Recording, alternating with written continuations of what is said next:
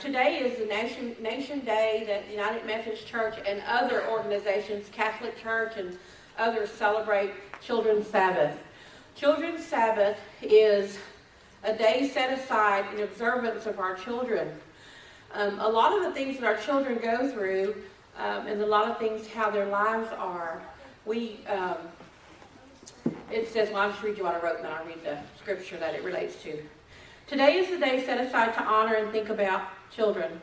Even though here in our little church family, our children are loved, fed, nurtured, and protected, there are some children right here in our neighborhoods, in our schools, and in our communities, and even in our families, our own families, that live with mental, verbal, and sexual abuse.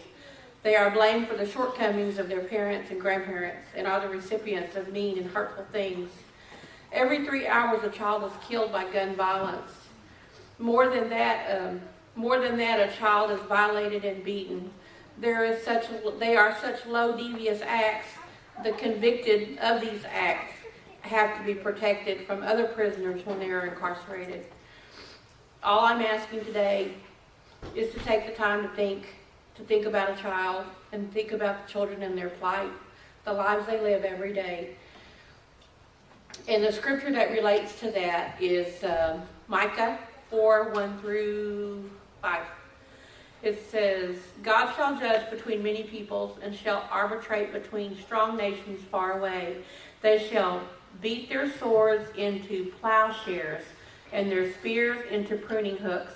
Nation shall not lift up sword against nation, neither shall they learn war anymore. But they shall all sit under their own vines and under their own fig trees, and no one shall make them afraid. For the mouth of the Lord of hosts has spoken.